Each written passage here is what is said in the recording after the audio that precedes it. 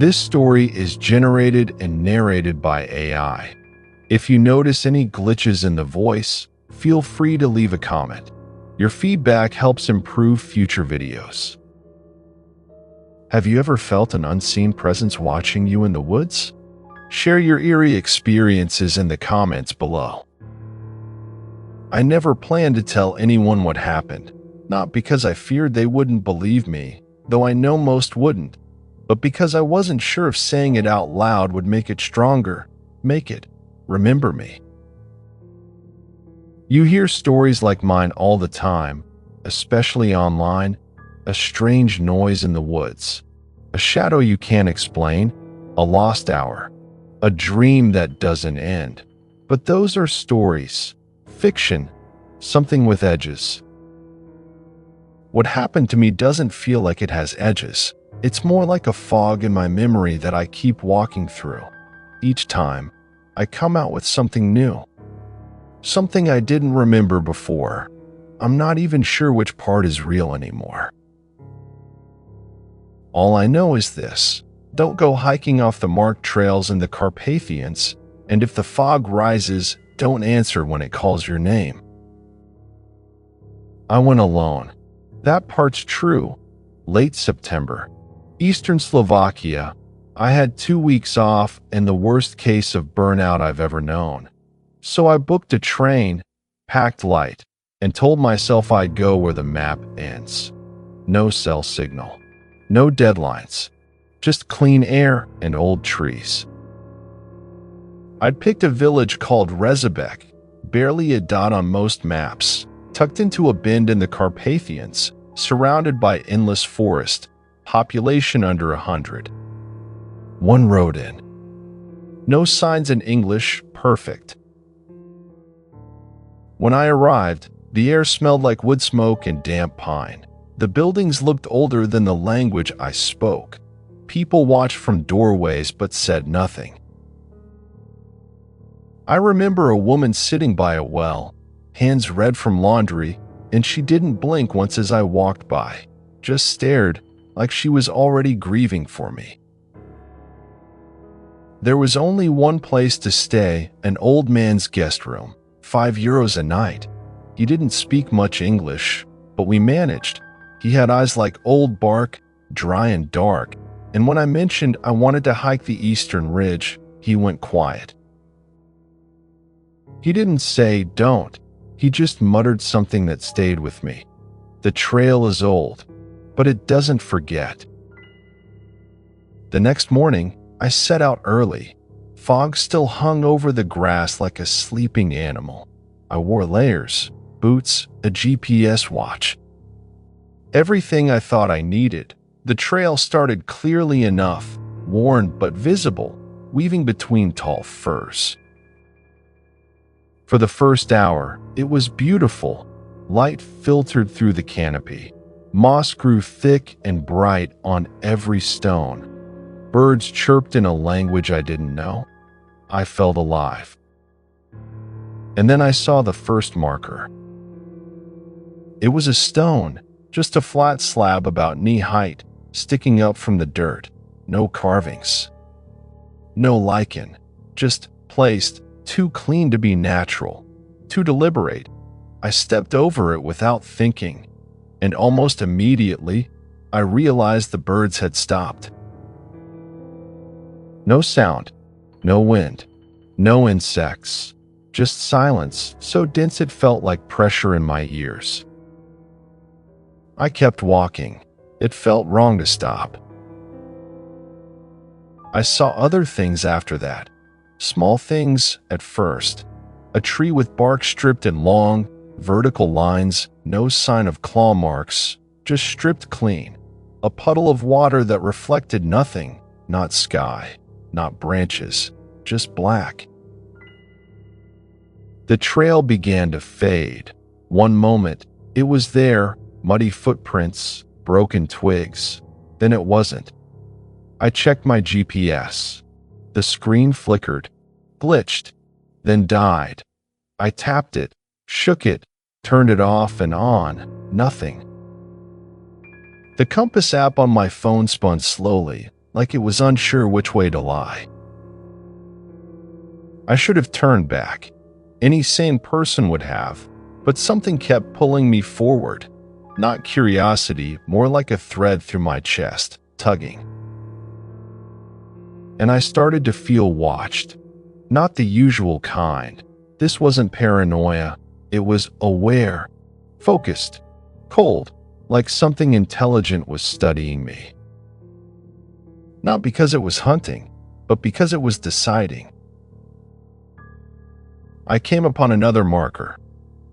This one was taller, cracked in the center, symbols carved across it. Spirals and dots. One looked like an eye, or several, all closed.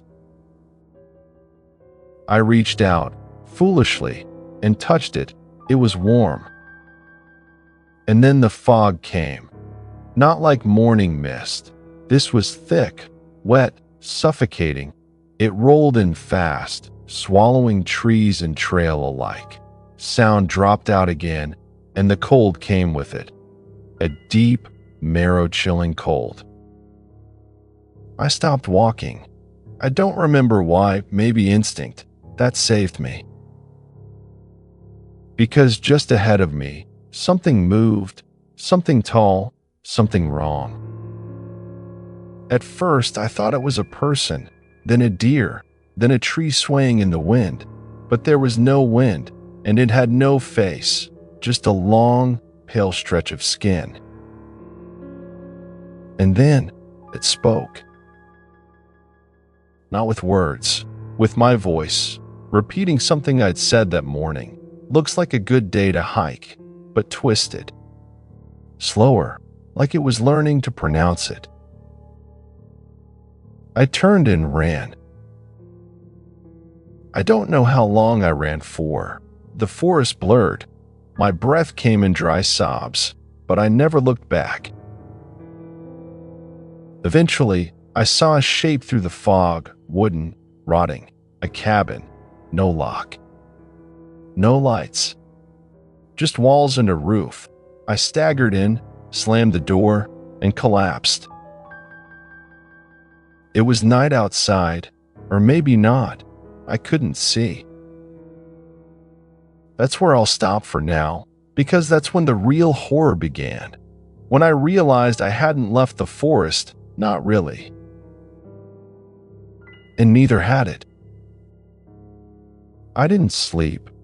Not because I was afraid of what I might see if I closed my eyes, but because I was terrified of what might see me. The cabin was no refuge. The walls were damp, the wood splintered and soft with rot, but it was shelter, and in that moment, shelter felt like salvation. I sat on the floor, back against the far wall, flashlight in hand.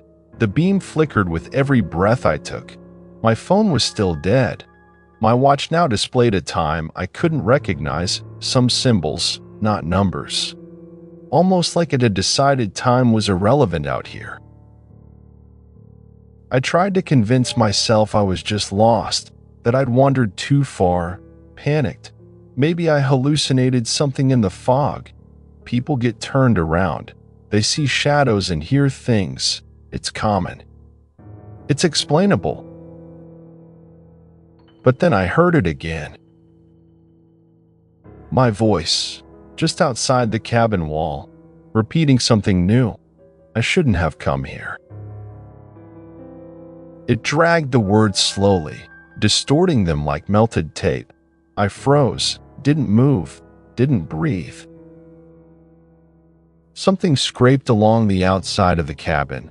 Not claws, not feet. It sounded like fabric, like something dragging its limbs just a little too long, brushing against the wood.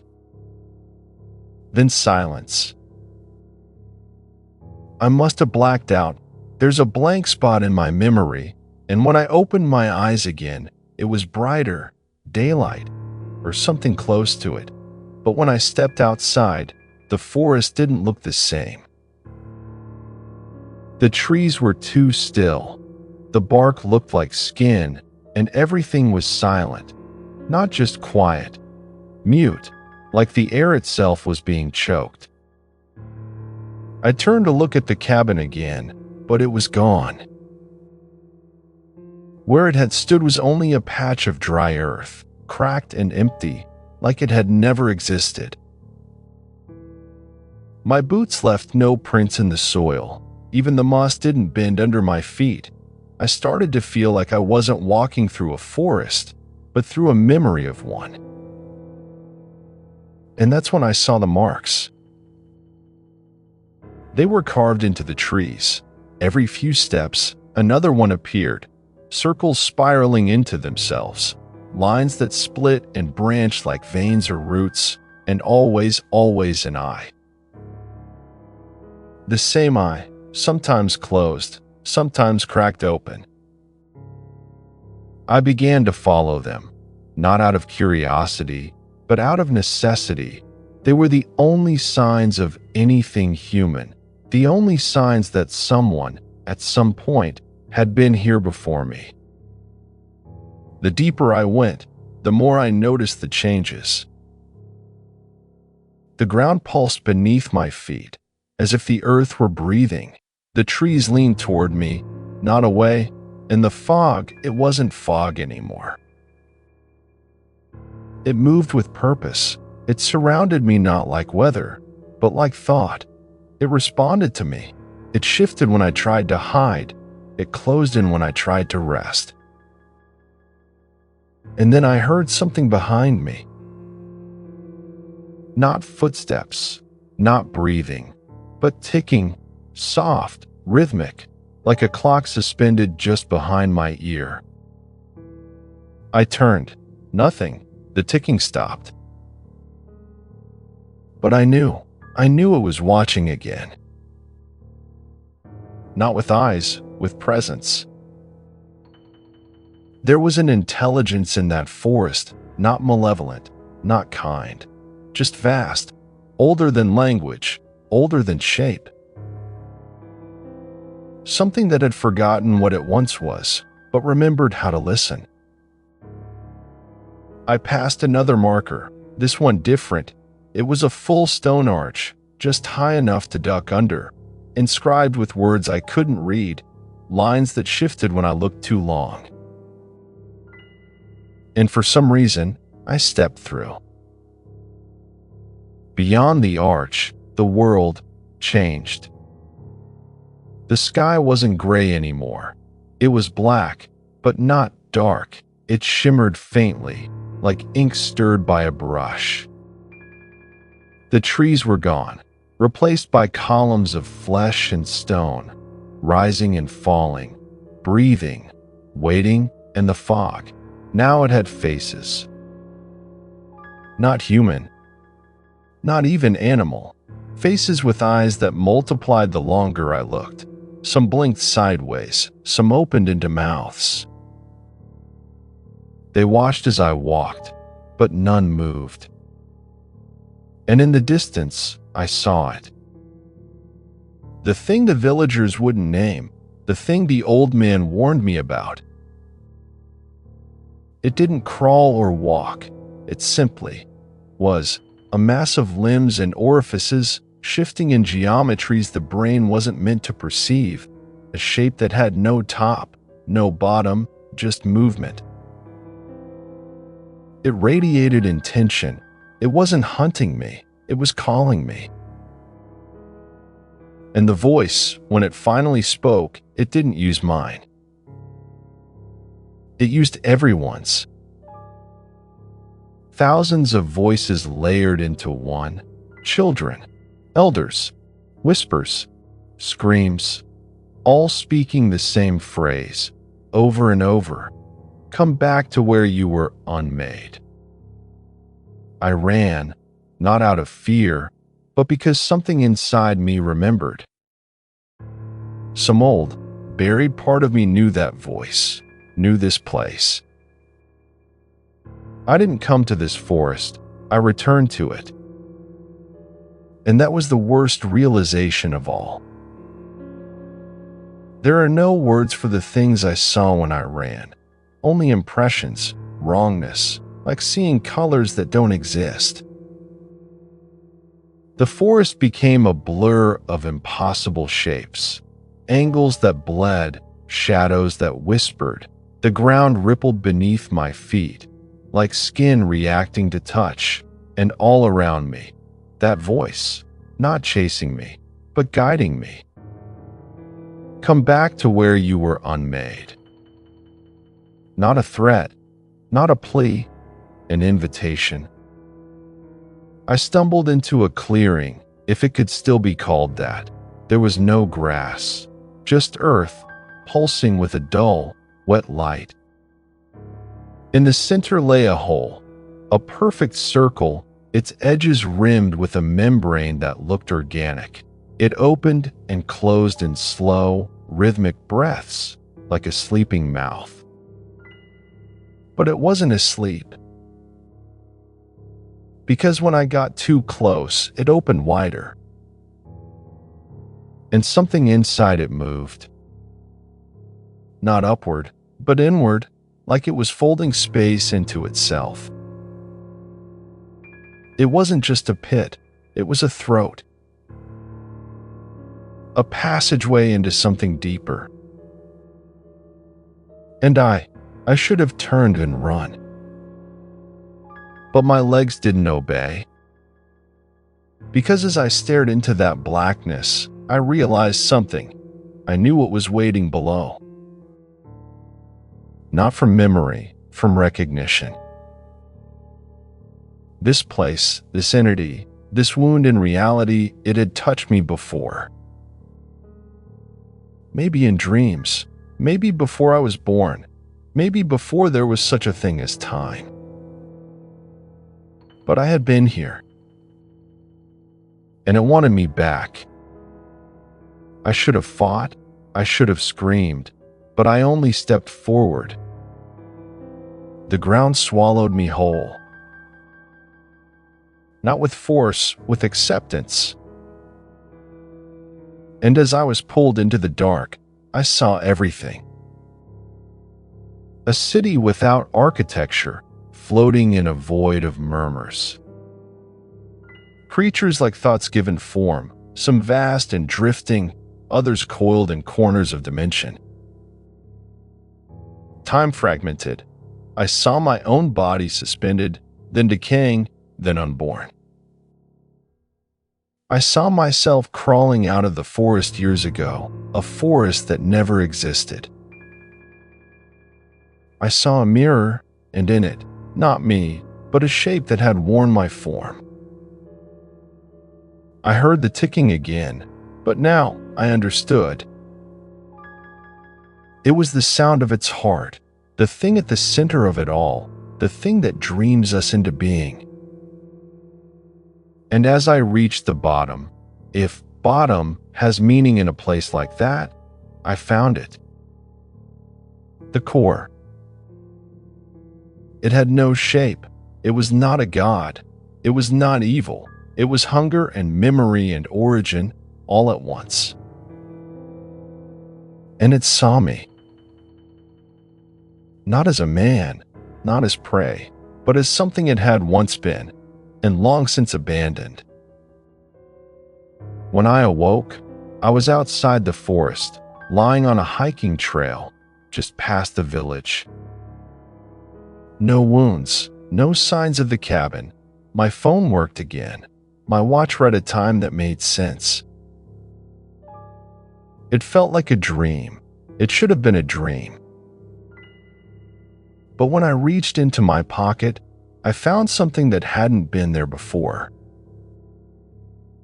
A stone, flat, black, and carved with that same spiral eye. It was warm. And the trees around me, they weren't watching, but they were listening. I never spoke of it. Not to the police, not to the locals, not even to my family. I left Eastern Europe and never returned. I thought that would be the end. But sometimes, late at night, when I turn out the lights and close my eyes, I hear it again. The ticking. soft, rhythmic, patient. It's not chasing me. It never had to. Because once you've heard the voice from beneath the soil, you carry it. Forever. If you enjoyed this descent into cosmic horror, don't forget to like, subscribe, and hit the bell icon for more tales that challenge the boundaries of reality.